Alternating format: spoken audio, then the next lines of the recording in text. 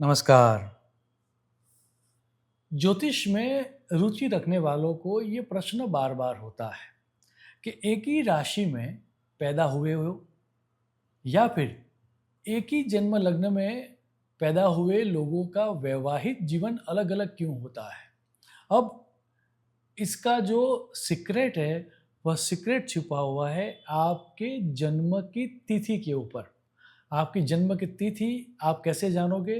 तो जिस दिन आपका जन्म हुआ उस दिन लूनर डेट या फिर तिथि क्या थी वह आपको पंचांग में देखनी है और उसके आधार पर यह तय होता है कि आपका वैवाहिक जीवन, आपकी मैरिड लाइफ कैसी रहेगी।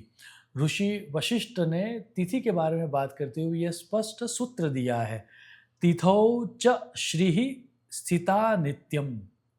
अर्थात तिथि जो है वह श्री यानी कि सुख और सौभाग्य का वास सदैव तिथि में होता है।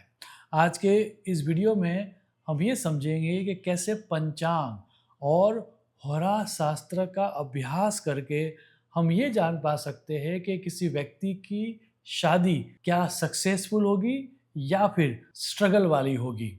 ज्योतिष के प्रमाणभूत ग्रंथ मुहूर्त चिंतामणि में स्पष्ट कहा गया है कि तिथि के स्वामी का महत्व स्पष्ट करते हुए ये कहा गया है कि विवाह सुख के लिए तिथि का जो स्वामी है वह स्वामी है शुक्र और उसको मुख्य माना गया है।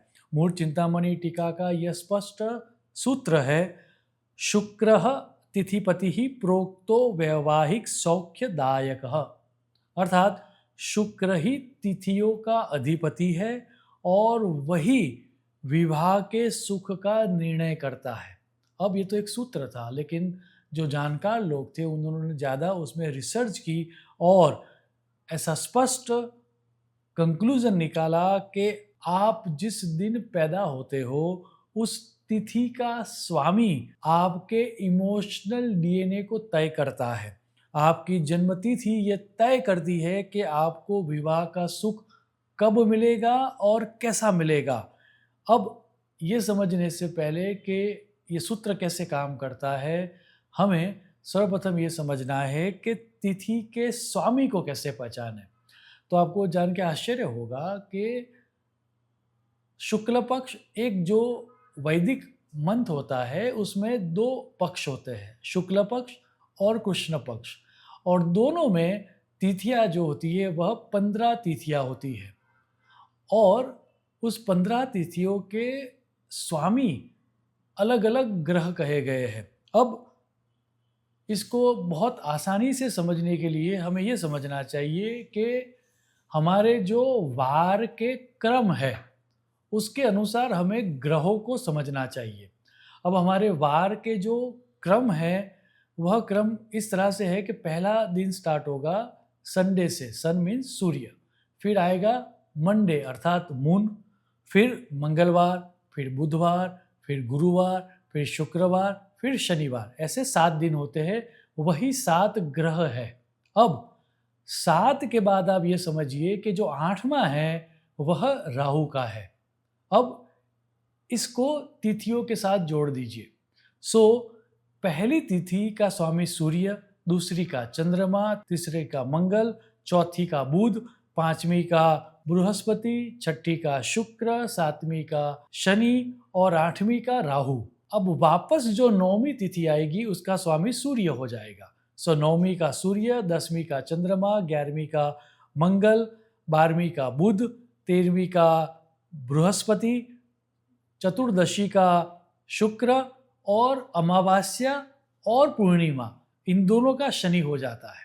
अब इस तरह से ग्रहों का कोष्टक आप याद रख लीजिए। ये समझने से आप ये समझोगे कि आपका जन्म जिस तिथि पर हुआ है उस तिथि का मालिक कौन है। अब उस तिथि के स्वामी को एक कागज में साइड में रख दीजिए और अब आपकी जन्म कुंडली को देखिए, आपके D1 चार्ट को देखिए। यदि आपके तिथि का जो स्वामी है वह जन्म लग्न में अर्थात D1 चार्ट में यदि केंद्र में है, अर्थात first house, fourth house, seventh house या 10th हाउस में है, या फिर त्रिकोण भाव में है, अर्थात फर्स्ट हाउस, फिफ्थ हाउस या नाइन्थ हाउस में है, तो विवाह का उत्तम सुख मिलता है। उसमें भी यदि वो तिथि का स्वामी स्वगृही हो, उच्च का हो, या मित्र राशि में हो, या शुभ ग्रहों से दृष्ट हो, तो विवाह तुरंत होता है और लंबे समय तक उसका सुख चलता है। उससे उल्टा विवाह में देरी या बाधा कब होती है, तो ये समझने के लिए आपको ये समझना है कि आपकी तिथि का जो स्वामी है वो यदि D1 चार्ट में 6th हाउस में, 8th हाउस में या 12th हाउस में हो, या फिर शत्रु राशि में हो, या फिर डिले के कारक शनि का प्रभाव उसके ऊपर हो, तो विवाह देरी से होता है और परेशानियां मैरिड लाइफ में बहुत आती है। अब यदि D1 चार्ट में जन्म लग्न में ऐसा नहीं हो रहा है तो आपको ज़्यादा जूम इन करने के लिए नवमांश चार्ट को भी, D9 को भी देखना चाहिए। यदि जन्म कुंडली में तिथि के स्वामी की स्थिति खराब है लेकिन नवमांश में यदि तिथि का स्वामी बलवान हो रहा है तो शुरुआती दिक्कतों के बाद विवाह अच्छा चलेगा, ऐसा स्पष्ट शास्त्रों में कहा गया है। अब एक प्रश्न और जगेगा कि एक से अधिक विवाह कब होता है, तो वो भी समझाते हुए शास्त्रों में ये कहा गया कि यदि आपके तिथि का स्वामी कुंडली का सप्तमेश हो जाए, 7th हाउस का लॉर्ड हो जाए, तो या फिर तिथि का स्वामी सप्तमेश के साथ नीच का हो या शत्रु राशि का हो और कॉम्बिनेशन क्रिएट करे, या फिर आपकी तिथि का स्वामी 12वें भाव में बैठा हो और पाप ग्रहों से दृष्ट हो, तो भी एक से अधिक विवाह होने के योग क्रिएट हो जाते हैं। इतना ही नहीं, कुछ मैरिज होते हैं जो बहुत कोल्ड होते हैं, सिर्फ नाम के लिए होते हैं, तो वो भी यदि समझना हो तो उसके लिए केतु का जड़त्व योग शास्त्रों में कहा गया है। यदि आपके तिथि के स्वामी के साथ केतु बैठा है तो आपको सोच समझकर शादी के बारे में सोचना चाहिए, क्योंकि केतु के लिए पराशर मुनि कहते हैं केतुहु मोक्ष करो प्रोक्तो वैराग्यम जनयत नृणाम, अर्थात यदि केतु है आपके तिथि के स्वामी के साथ तो ये वैराग्य का कारक करता है, और जब वो सौभाग्य के सुख के साथ बैठेगा तो शादी कभी कभार कोल्ड हो जाती है। आपको आपका पार्टनर वैसा ढूंढना चाहिए जो आपकी तरह ही वैराग्य की भावना रखता हो और थोड़ा बहुत स्पिरिचुअल इंक्लिनेशन वाला हो, अन्यथा फिर ये शादी जो होती है वो बहुत ही ख़राब चलती है और कोल्ड होके आहिस्ता आहिस्ता प्रेमहीन होकर लग्न विच्छेद तक पहुंच जाती है। अब मान लीजिए किसी की कुंडली में ये तिथि का स्वामी जो है वह पीड़ित ही है, लेकिन फिर भी उसको दाम्पत्य जीवन का सुख चाहिए, तो उसकी रेमेडी क्या? ऐसा प्रश्न जब बार बार हमें पूछा गया तो रिसर्च करके ये समझ में आता है कि बहुत सारे उपाय दिए गए हैं। यहाँ पर सिर्फ मैं देवी महात्मा से, दुर्गा सप्तशती में से कुछ रेमेडीज रूपी श्लोक देना चाहूँगा। यदि आप मेल हो और आपका तिथि का स्वामी सप्तमेश या फिर दाम्पत्य जीवन अच्छा नहीं चल रहा है, तो ये मंत्र जाप करने से आपको सुनिश्चित राहत भी मिलेगी और दाम्पत्य जीवन में सुधार भी आएगा। ये जो श्लोक है ये सिर्फ मेल कर सकते हैं।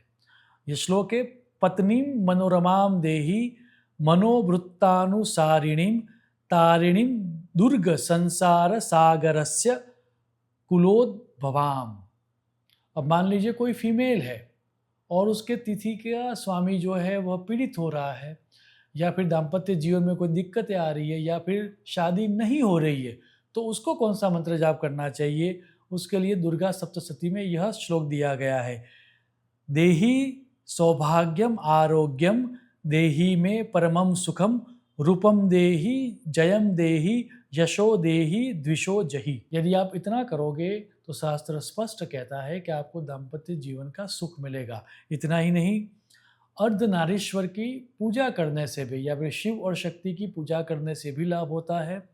केतु का दान, यदि केतु का जड़त्व योग क्रिएट हो रहा है तो केतु के रिलेटेड चीज़ों का दान, कस्तूरी का दान, कंबल का दान करने से आपको राहत मिलेगी।